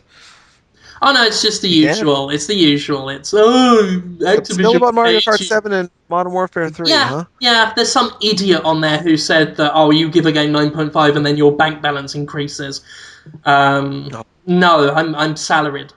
I don't get any. I couldn't even make a sarcastic comment about how I'm paid per review. So I can't even come up with a fun retort for that one idiot. Yeah. People have to understand that ads don't mean anything to us. Views, comments, page clicks, we get paid the same regardless. Yeah. It's not a motivating factor for us. I mean, people. I mean, they clearly don't read our review guide because positive reviews generally generate about as much traffic as the negative ones. I can guarantee you that this month, when I look at the stats, Mario Kart 7 will not be more read than, say, the Skyrim review. Right. The people who say Mario for the Kart hits 7. is fucking... They're just fucking... They don't understand. And it amuses but also upsets me that they talk with such confidence that they know exactly what's going on when you really don't. And, it's... You have such respect for them. That's why you even care, It's a weird thing. It's sad. It's a double-edged sword to respect your readers. I mean, at the end of the day, we've had ads pulled over reviews, and so any traffic we would get, we wouldn't get paid for it. Like the Kane and Lynch 2 review, they pulled their ads. We were adless for a bit, and that's a risk that Nero is very happy to take. God bless him. It's... How come no one got mad over the Wii Play reviews that were like 4.5? They're just like, they're well-made games, but there's not much to them, and there's nothing interesting here. And I actually like Wii Play a lot, but I didn't get mad when other people didn't like it. I totally understood why they didn't. There's no need to freak out that people don't enjoy Mario Kart or tanks, right? Am I speaking the obvious? There's nowhere to go from that. You just say the obvious things in a conversation. I'm sorry. I got to become a better conversationalist. I'll work on that this week. Let me send my read up on. Sometimes I like not responding to you and just seeing what kind of hole you dig yourself into. I can keep going. It's true. Yeah. I'll keep going. It always ends on a very self-deprecating note, which saddens me, but not enough to stop doing it. Yeah, fair enough. Yeah. I guess it's questions time. We're an hour and a half in, just about. Question time. So I'm going to go ahead. But before we go, I'm going ahead with Sup, Holmes. I'm going to record the theme song. I'm going to make up a theme song after we do this podcast, and then I'm going to just do that. It's all your fault if it's bad. So I'm doing that, right? Okay. Sup, Holmes. All right, done. Do Thanks. it. We'll do. Heard it here first. Do it, bitch! I don't believe you. I think you're going to go through with it. I think I'll go through with it. Choji Munch says, I had a dream where Jim Sterling was on a nature program dissecting a shark, and then he started to rape it. Does he rape sea creatures? No. I don't agree philosophically with anything that goes on in the sea, so I certainly wouldn't let my penis near it. Consensual Anything or otherwise. I'm philosophically and politically opposed to the ocean. Anything in the ocean. Like, the actual water is fine. you know, but So you don't eat fish? I'll eat it. That's part of I'll eat it. So you're opposed to it, but you'll eat it. Yeah. Convenient. That is convenient, because I know. With every bite, I'm removing a bit of bullshit from the world, because everything that goes on in the sea is bullshit. So if I turn it into gym shit by way of digestion, then I think I'm improving the world. All I know is there is a shrimp down there that can snap its pincers with such speed it generates heat that is on par with the fucking sun. Really? Yeah. Whoa. It's called the pistol shrimp. And that's one of the most benign things that goes on down there. I've ever heard for anything. Wow. There's a thing called the star eater fish that has like a string on the end of its chin with like a little light on it. Actually. And it's just got this horrible fucking xenomorph type face. The sea is fucking bullshit. I believe we've on the old Podtoid before, like the current lineup, we used to talk about the sea a lot. That was a good one. Yeah. Adam Dork had all those nature videos. Yeah. It's good times. It's like, you know, I actually do. I find the sea fascinating, actually, but I also would not want to... Nightmarish, though. Yeah, I wouldn't want to mess with it. The deep sea specifically is terrifying. Yeah, where the sun does not shine. There's a lot of fish. They know not the light of God. There's a lot of fish that just look like an angry like a drawing done by an angry person of an angry man. You know, with just like fangs and an underbite and like just the hate big life. sort of downy curved mouth and the small beak. Yeah, that's a brilliant description. That describes most deep sea fish. Thanks. Yeah, this is true. So I guess the answer is you would not have sex. I would not, consensual or otherwise. Like, I mean, certainly not rape. I'm not into raping anything, let alone, you know. I don't know if you could. I don't know if you could force a shark to do anything, unless it was, as he says. Like, I mean, I guess if I was dissecting it, it would be dead. But at that point, you're just, you know, wobbling around in shits and jitters. Sure, that's not bestiality. That's necrobestiality. I think. The Red Devil has a nice universal question. Probably one we will end up answering ourselves weeks later, weeks from now. What games are you looking forward to the most in 2012? That's tough. I would say Borderlands 2. Darkness 2. Okay, you played both of those, haven't you? Yeah. I'm looking forward to Lollipop Chainsaw a lot. Looking forward to Street Fighter Cross Tekken. Yeah. Tekken, Street Fighter Cross Tekken, Lollipop Chainsaw, Bit Trip Runner 2, something of the Rhythm Alien. It's got some crazy new name. It's on Xbox Live and PlayStation Network. It's looking like Retro City Rampage won't come out until 2012. Looking forward to that. Looking forward to the Wii U launch. That'll be good. I'm looking forward to the new Little King Story on the PlayStation Vita. Looking forward to the new Katamari on the PlayStation Vita. Not too many PS3 or 360 games I can think of off the top of my head I'm looking forward to for next year. Oh, and Dragon Quest X and Rhythm Heaven Fever on the Wii. Those will be fun. And you, Jim? Yeah, I mean, I'm looking forward to the Vita in general. Against my logical instinct to dread how Sony's going to fuck this one up. I am still, in the same way I was looking forward to the 3DS, you know, I probably set myself up for these things, but yeah, I'm looking forward to what they do. I'm looking forward to Dynasty Warriors next, of course. Although obviously I will have to give it a 5. Because any game that is similar to another game, like regardless of context, you have to give a 5 to now because of, you know, obvious reasons.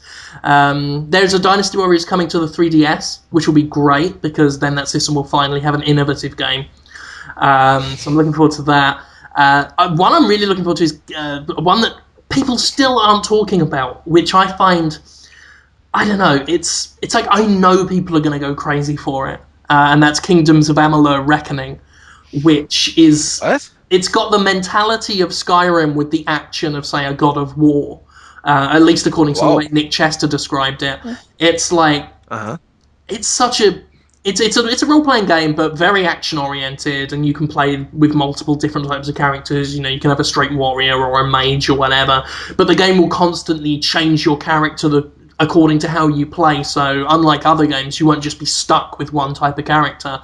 You can be like, I've had fun throwing this axe around, but now I want to do magic, and you can. So it's a very open, very free-form game, and it just looks like the people have put tremendous effort into it. And it's written by, I believe, George R.R. Martin. It is developed by some of the guys who did the early Elder Scrolls games, and the art is done by Todd McFarlane. So they've got a stark cast going on there from everything, from literary, artistic, and game development circles. It looks like a perfect storm, so keep them. We've actually got an appointment to see that game next week, I think. Oh, nice. Yeah, we're going to do a thing for it on the show. Tell us all about it.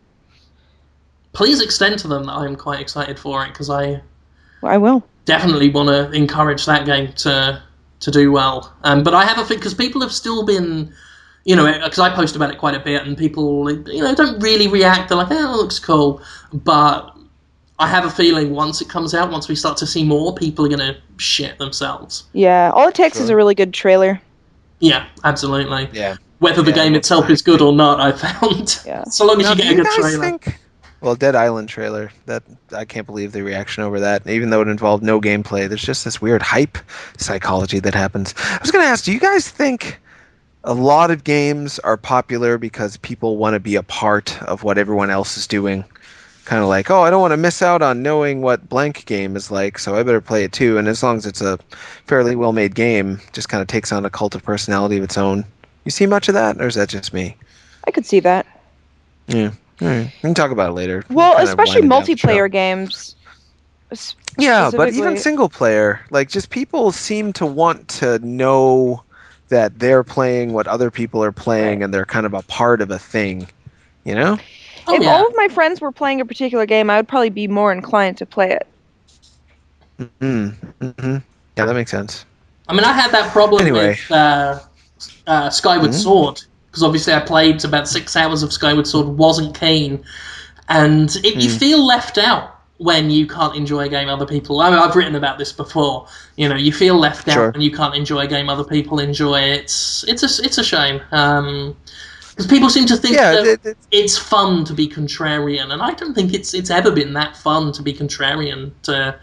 I'm miserable a lot about not... I mean, I think I said this to you in the email, Jim. When everyone's talking about Skyrim, it's the exact same feeling I get living here in Massachusetts and, just going to buy some Pop-Tarts, and the clerk goes, "Go Sox!" I'm like, I watched baseball once and it was really boring. I don't care about the Red Sox. And just everywhere you go, on the loudspeaker of the hospital, so restraints were down 50% this week, and go Sox! I'm like, I don't care. It feels so different from everyone. I hate it. I just want to be part of the gang too. But I can't. I can't like stuff I don't like just to be part of the gang. Bummer, dude. Yeah. And likewise, when, say, Skyward Sword came out for you and when Skyrim came out for me, you feel... it's elating to be part of that crowd when you can be. When you can join. Yeah. When I was able to... Because I got excited for people playing Skyrim, even though I'd been playing it for 2 weeks. I got excited to watch it through the eyes of other people seeing it for the first time. And then that's incredibly gratifying. So, it's weird when people think that it's fun to be contrarian, because it really isn't. It's really not. Yeah. No, I'd love to just be a normal man if I could. Trust me. Life would be much better for me. I'd enjoy life much more. But I was really excited when I wasn't the only person. Because every time I write a positive review... Because I've written positive reviews before where everyone who gave me feedback said I was wrong and the game was bad and that I'm an idiot. So I thought that might happen with Skyward Sword too. And a couple people, Anthony Birch and Ashley Davis, actually don't like it at all from what they've told me. So that made me feel like, that's a surprise. But tons of other people have liked it, so I'm not totally insane, I guess. I think. Anyway, It's gotten mostly good reviews across the board. So. Yeah. There's some people that don't like it, and I saw that coming. Because if you don't like a certain feeling, which is moving your arm around and failing at doing something, It's going to be annoying to you. There's certain people that are going to hate that game because moving your arm and failing can feel bad. But as long as you can get by that, there's nothing not to like, I don't think. Mm-hmm. Yeah. I don't know if I'd be into it. I'm not all that into motion control stuff. Yeah, I know. But, You're one of the people I thought from what of. I know, most of the people that I know don't anyway. Even people who gave it good reviews. So, well, Sure. It's you get past it, at least I did. I'm not a huge I would never play a game just because it was motion controlled. That's like not a feature I look for, but after a while I forgot the game was motion controlled. It just becomes second nature after a while, just like buttons. mm-hmm. Yeah. You gotta put the time in though. For like 40 minutes or so it took me before it became second nature. Yeah, there's other games you could play. There's so many games out there, right? I guess. Jim, are you reading your Twitter feed again? I'm going through the questions. Noah wants to know if you're a transvestite, Jonathan. Who, me? Yeah. I am not always a transvestite, no. Oh. Just sometimes? Oh, he's being coy. I am making an effort to not... I used to think chickens and cows were jerks. It's like, whatever, I'll just eat those guys, I don't care. But chickens are actually really pretty good. And cows aren't that bad either. So I'm going to try not to eat those guys for a while. That doesn't mean I'm a vegetarian. I'm just going to make an effort, and hopefully I can pull it off. Yeah. Okay. Yeah. Yeah. You know. I'll move straight on. John Apocalypse says, are paid reviews a real thing? Now, that's... What? Are paid... Now, when this was what we were talking about earlier, as in, has a publisher ever paid for a review? I will only speak for Destructoid because I literally cannot speak for anyone else. But the idea of a publisher paying Destructoid real money to give them a better review is possibly the most ludicrous idea I've ever imagined. I can't think of anything. If a publisher offered me money for a better review, I would laugh in their fucking face. I'd be like, are you serious?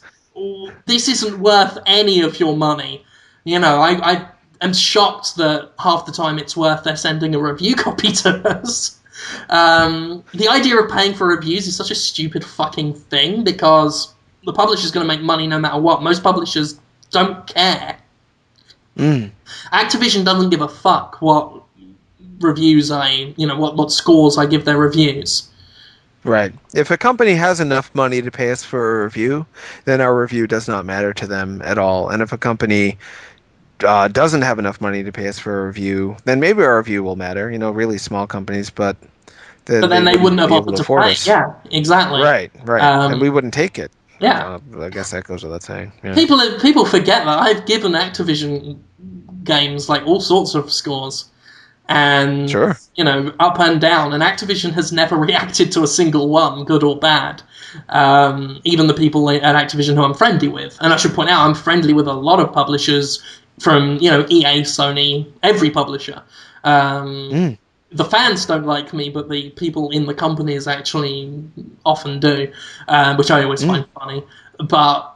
I don't know what IGN does. I don't know what GameStop does. Obviously, there was the controversial GameSpot thing with the Kane and Lynch and Jeff Gerstmann being fired, but I don't think that's because he was paid to, do anything. It was more that the publisher threatened to pull the ads or did pull the advertisements, which is a different thing entirely and is usually on the corporate side, not the editorial side. At Destructoid, Nero keeps... we don't talk to the advertisers. I've never spoken to one of the advertisers. Nero does all that and he shields us from it. So the only time, and I know we've had ads pulled before, but he refuses to tell us. The only time he told us was the Kane and Lynch thing. I guess just because it was funny, because obviously it was like the Jeff Gerstmann thing tried to happen again but didn't. So yeah, I don't think they happen, honestly. Even on places like IGN where it might be slightly worth someone's money, I don't think... I think maybe there are deals that are not quite as cloak and dagger as people think, we have a good feeling that you're going to give this game a high score, have an exclusive, but I don't... I would not think, in my knowledge and my experience dealing with publishers and writers for a range of websites, big and small, I don't think it happens. I think some people wish it did. I think some people wish that they lived in the Bourne conspiracy. But it's not, like, real life isn't that. Especially the video game industry, which is quite laid back and mundane on the industry side of it. And it's only when people go on to Reddit and N4G and all these places where they whip themselves up into such a frenzy that they will believe anything and say all sorts of things. It's I don't think it happens, and it's certainly not happened to me. I hope it doesn't. I've been led to think that it's never as explicit as, you're getting paid blank amount of money to write blank review. But I've heard talk of some of the bigger magazines being paid and favored to be nice to certain games at certain times. But I don't know if any of it's true. I hope not. We'll see. I've never heard of that either. Expose. I hope it's not true. I think it's kind of ridiculous. It's probably not. It's just something people say to reconcile a review that's different than their own opinions. Yeah. That's the only time I've ever heard people address that as though it was a real issue, is when it comes to a review score that they disagree with. Right. You must have been paid off or blah, blah, blah. Yeah. Indeed. That's how you can close it up with a quick indeed. Yep. Oh, yeah. I'm sorry, I was just called a Ninty hater.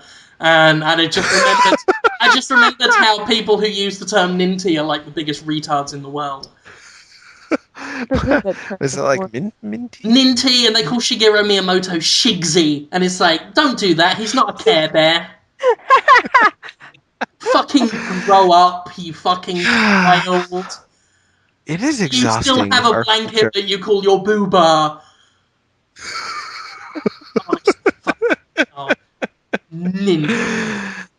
Ninty and Shigsy. It's cute. Kids' toothpaste. They're not your friends. That's it. I mean, they reveal so often. Like when you say all Japanese people are racist, you're being racist against Japanese people. I'm saying that. And so often when people say you're biased, they're being biased by saying that. They're obviously, in saying you're biased against Ninty, they're showing their bias for Ninty by giving it a cute, cuddly, I want to kiss you on the cheek nickname, right? Right? Did it again, right? Pointed out the obvious, didn't I? Yeah. No, it is true. I think some people seem to think, they can't, like, they'll impress someone at the company by doing it. It's really weird, their world. Yeah. I can, I was much more like that at one point in my life. I like to remember that. There was a time, I'm not sure what age it was probably before 20, when my thinking might have been more like that than it is now. And hopefully they'll move on from that. I hope so. You want to do more questions, Jim? Oh, yeah. Tara Long. Yeah. Legend Penguin would like to know your best Skyrim story, what you have had when playing the game. Yeah, I saw a bunch of questions like that on the post, and I got to thinking about how I haven't really had any funny moments in Skyrim yet. And I think it's because during my first big kind of playthrough of it was for our show review, where I stuck to the main quest line and Max basically did all the exploring and all the side quests and stuff. But I will say, even though I don't have any funny stories, everybody should try to go see Blackreach in the game, because it's the most beautiful scene in any video game I've ever seen. Have you been there? Of course you have, because it's in the main quest. It's maybe 30 hours in or something. But it's a big land, a cavern full of glowing mushrooms. And the whole thing is you feel like you're in one of those posters from the 90s that potheads used to have in their apartment with velvet on them and fluorescent colors. That's exactly what it's like. Sure. But it's amazing. Wow, that sounds great. Yeah. That sounds very Zelda-ish, and therefore I am interested in that. Yes, you would probably find it interesting. Oh, Jonathan Holmes. I know. I like things I have a frame of reference for. I can't help it. I really like it if they made a Zelda Skyrim-y sort of mash up there. That'd be fun for me. Someone signed up to Distracted as the ghost of Gene Wilder to haunt me. I love Gene Wilder. Over the weekend, I thought that Gene Wilder had been dead. For the past 5 years, I've laboured under the impression that Gene Wilder is dead. And he's not. Yeah, he wasn't dead? No. And I watched... He's alive? Yeah. Whoa, awesome. That's the best news I've heard all day. I came to find out that it's quite common that people think he's dead. But the problem is people on my Twitter feed thought, they didn't think he was dead. So when I watched Willy Wonka and the Chocolate Factory the other night and then tweeted that I was sad he was dead... He may as well be. The man is not well, I don't think. Have you seen pictures of him recently? He's sick of working too. I watched an interview with him not that long ago. Like, his neighbor was like, "Can I come over and do an interview with you?" He's like, "Absolutely." And he just came over and did a video on the couch and just posted it on YouTube. It wasn't on TV or anything. But yeah, he looks horrendous. So you don't think he'd be up for my Gene's Gone Wilder video idea? Because that's what I was thinking. Yeah. But that's the problem is I tweeted that he was dead, and then a lot of people responded with, "Oh my god, when did he die?" And then they went to like BBC News and Google to look for the obituary.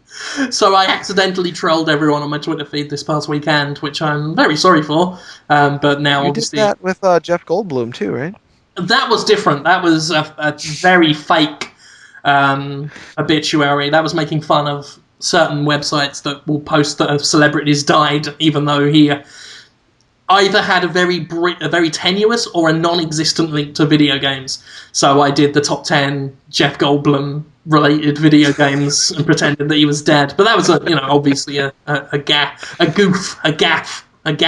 That was a fun goof gaff. Yeah, I enjoyed that one. Yeah. All your goofs are a good time for me. I like all your goofs. So what are we talking about again? I don't know. Well, Tara was doing her Skyrim story. Yeah. You guys have any? Mushrooms. I have... Because 4 people asked that question. I like the part with the dragon. I encountered one of the big glitches this past weekend, which was interesting. It's actually the one that they're patching out this week. I got married. And we're dead people? Yeah, I kept failing. Like, the marriage kept saying, "Oh, you have failed this objective," and then everyone told me to get out the church, and I didn't know why until I turned around and saw Lydia, the character famous for being, like, the companion character that dies the most. Her corpse was, like, flat on her back, but with her knees bent behind herself, so she was almost thrusting her dead cunt in everyone's face. Just lying there. Because what happens is, if you get married in the game, any character who you've become friends with will spawn in the church as wedding guests. They'll attend the wedding. Unfortunately, that extends to any of your friends who you've accidentally killed or deliberately killed. So their corpse will magic and in there as if to say, "How could you get married when I'm dead?" And they will look at you with their dead, accusing eyes. And that happened, and the only way to fix it before the patch was to get the body and drag it into the church's basement to... What? Yeah. That's amazing. To keep... That's such a good idea. Well, I mean, it wasn't deliberate, and they've had to... Yeah, but it's wonderful. But yeah, it's... To dispel the curse, you have to drag a corpse and face what you've done. Look at the person you killed, touch the body, feel it, and drag it, and put it in your own church as you get married. That's great. I love that. Is it worth it getting married in the game? There are interesting things. You can, if you own a house and you marry someone, they will open a little store in your house if they move in with you, and you will get some of the profits. It's every day they'll earn 100 gold, so you can leave the house for a while, come back, and they've got lots of gold for you. Or they can join you as companion characters. You can also share a bed with them to get the lover's comfort benefit that makes all your skills upgrade faster for a period of time. So there's some interesting stuff. So it's a profit deal. That sounds good. Do you make pies in Skyrim? Do you make pies? I've never come across the recipe for a pie yet. But that's possible. I'm sure it exists somewhere. I hope so. There's a reason for it. Don't worry about it. I don't want to trouble you guys with more details. I actually just got my Skyrim strategy guide in the mail. After a week and a half, by the way, of Amazon Prime shipping, which kind of pissed me off a little bit. But it's here, and it's literally like an inch and a half thick. It's the biggest book I own currently. Okay. Wow. And a lot of it is just charts and stuff, things you can easily look up online. But still, I'm excited to kind of read this on the toilet for the next 10,000 years. Well, that's what's great about guides. I enjoyed some guides more than the game. Like I really like the Resident Evil 3 guide. I've read that so many times. Yeah, just thinking about a game is sometimes more fun than playing it. You don't always want to be strapped to a computer when you do so. That's true. Yeah, I like Resident Evil 3 a lot though, so maybe I don't like the guide quite as much. Can you guys find out about that pies thing? Can you make pies? I'll Google it right now. Google it up. Thanks. I need to know. It's the Talking to Women About Video Games music video, which I'm hoping to have done by the middle of December. And a bunch of people are doing remixes for it. People from the video game industry and also from the community. So it's got to be good. And there's something about Skyrim and pies in there. And I just need to make sure it's factually accurate. So I think you can make a chaurus pie. Oh, yeah? Yeah, it's these disgusting, like, insect creatures. Awesome. Oh, I fucking hate Really? those things. Yeah. They're like big but centipede cockroaches. That sounds great. So you kill a chaurus, which is like a centipede cockroach, and then you can make a pie out of it? Yeah, I guess so. Awesome. According All right, to thank the you so internet, much. you can. I really There's also appreciate it. apple pie. Apple pie also. Oh, all right. So there's two kinds of pie: giant centipede cockroach and apple. Got it. Yep. And there's a red apple pie and a green apple pie. Oh, I wonder what the difference is. Stats, maybe. Yeah, stat. one restores your health and one restores your stamina. Oh, yeah, it's just like Zelda. Red restores your health and green restores your stamina. That's how this works. It's just like Zelda. It's like the Yeah, same you game. should like it. I do like it. I just don't want to play it. I want to think about it. I like it when you guys talk about it, but playing it, I can't picture just slogging away in that gray world and gotta get your stats up, got work to do. That's what it is. It's like work. And every game is like work, but a game that I enjoy playing will make work seem fun. And a game I don't enjoy playing will make work seem like work. Skyrim just feels like work to me. But if you send me a copy, I'll play it. I'm just not going to buy it with money. What are you doing, Jim Sterling? Huh? Just thinking about the world. Where's our lynch? Yeah, where's our anchor? We're getting all these awkward pauses because our normal Jim Sterling pause. We should take a couple more questions and then wrap it up because we're approaching the 2-hour mark. There's a lot. We are. There's a lot, yeah. Yeah. Let's see. What have we got? We need that Jim Sterling. You gotta fill our awkward pauses, Jim. It's your job. It's called Podtoid with Jim Sterling. It's your show. Be on your show, please. Yes. I just want you to star on your starring show. Yeah? There's a lot of questions for Max this week. I'm not trying to find, but Max went far away. So I cannot find...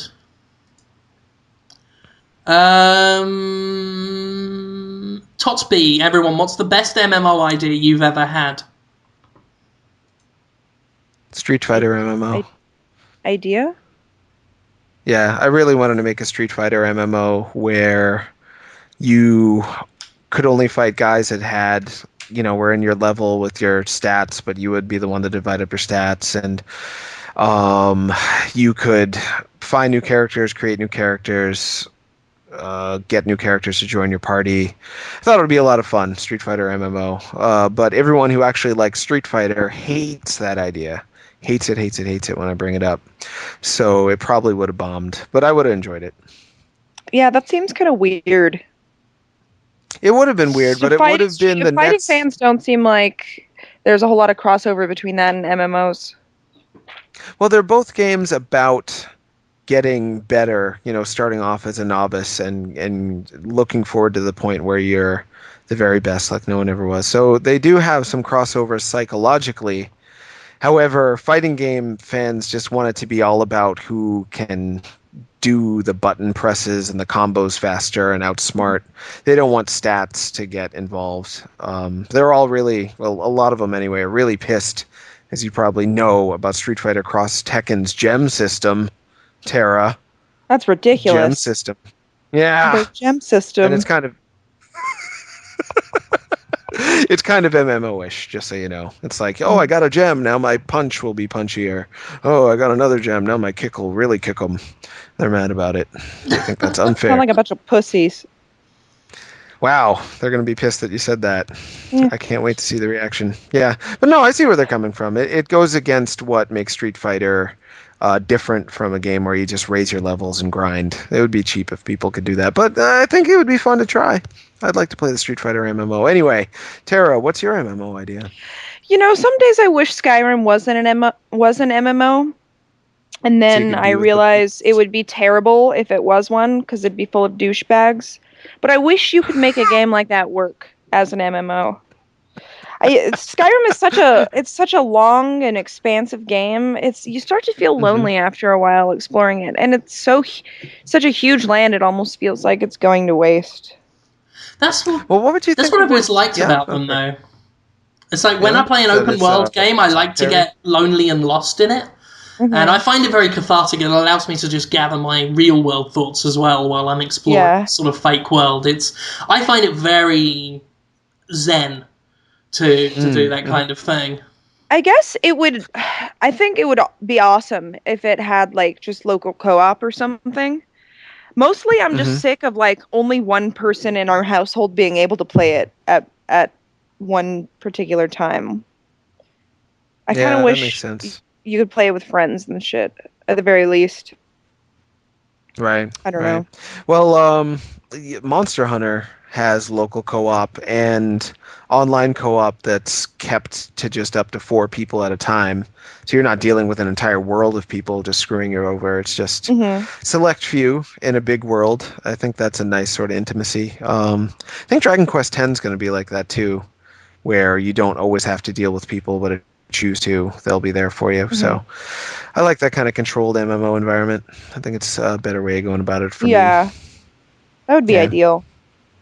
Yeah, hopefully they'll do that. They got to do something different, I think. After Skyrim has been so big, it's going to get backlash if it's just kind of more of that with the next Elder Scrolls game. I think they're going to have to change it up a little bit next time. You think? I think so. I think that people love Skyrim so much that if it's a game that's too similar to Skyrim, they'll get that whole bizarro effect where it's too much like something they already like but different, and they'll be like, not Skyrim, I hate it. So they'll have to play it up in a new way. That's what I think. mean, they set the bar pretty high for themselves. Exactly. That's what happened with Resident Evil 4. It was so good, and then Resident Evil 5 just pales, even though it's got better graphics and the gameplay is arguably better and there's more types of enemies and blah blah blah. It's just, once you set the bar that high, you really have to either go way above it or change the game enough that you don't compare it directly to the previous game. Talk. That's me.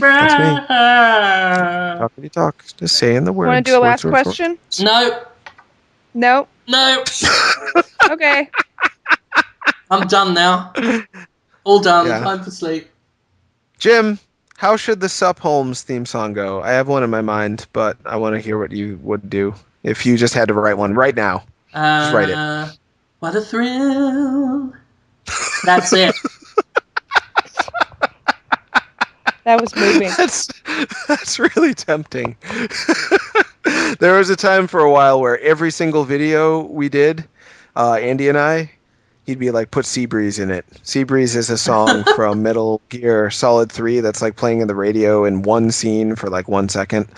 But you can get it on your iPod in Metal Gear Solid 4. And when Andy and I played it in Metal Gear Solid 4, every boss fight, every dramatic scene, everything important is like put Seabreeze on.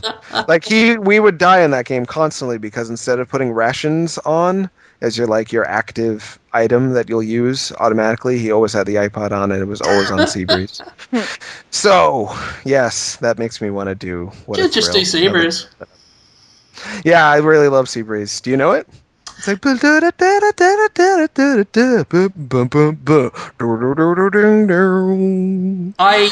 vaguely remember it. Yeah. It's beautiful. Yeah, it's really good. It fits every occasion. Tara, do you have an idea for the song? You're not really a singer, are you? No, I've never not heard at you all. sing. No, I didn't Yeah, think I so. don't That's okay. sing. I hate karaoke with a passion. I didn't know And that. that's kind of my thing. That's like my Do you like to personality dance? quirk. Huh, I'll I didn't dance, know yeah. That's a very undestructoid opinion as well, because the Detroit editors are mostly I obsessed know. with it. Yeah, I know. we sing a lot. Every convention we all get together, there's inevitably a karaoke night, and I am forced to not participate due to my own stubbornness. That's terrible. I'm sorry. Karaoke is like Skyrim to me. Karaoke is to you. I'm sorry about that. I want them to be singing clubs. You know, there's dance clubs. You've Yeah, been to a dance club. I want there to be clubs where everyone just sits in a chair and sings that is my literal together. nightmare. It'd be You so cannot pay loud. me enough money to go to a club like that. I want to do it. I like to sing. I don't like to dance that much. It's a little bit, it's dancing's fine, but it's a little weird. People start rubbing you. I don't want to get rubbed by you, woman or man. Either way, just, don't do it. Don't do it. I had to go to a dance club a couple weeks ago, and there's rubbing going on. Debut. People were doing debut. And you're shabby with the butt, as you said at the top of the show. That's true. That's a good callback, Jim. And Well, I guess that's the end of the show. Yeah. Great show, guys. Oh, God. I enjoyed it. It was a I'm nice, totally- relaxing show. Sorry, There's we're some all good so jokes. tired. Yeah. Oh, there's good conversation in there. There's good jokes, good times, good camaraderie, good virtual friendship, which is a big part of the podcast experience, feeling like you're with people. We supplied that this week. Yeah, they better be fucking Great job. happy with it.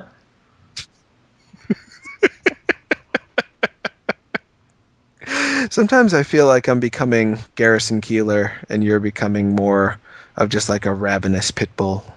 It's fun. Blame society made me this way. I know, me too.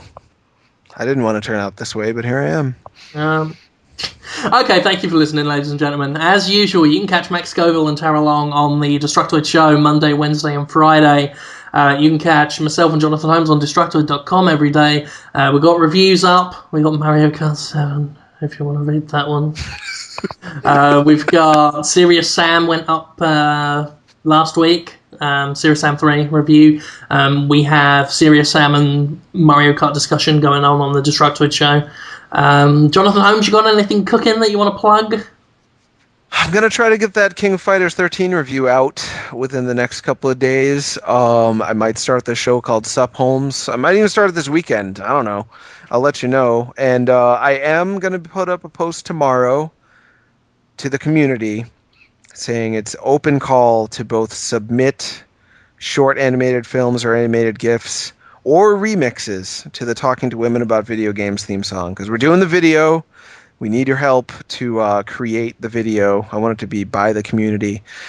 Little GIFs, little films. I'm going to supply material to make them with. And also the song will be released tomorrow. You can buy it or you can download parts of it for free to make your own remixes. And if the remixes are good enough, I will put them for sale on the page and all the profits will go to the remixer. So that's a weird thing I'm doing.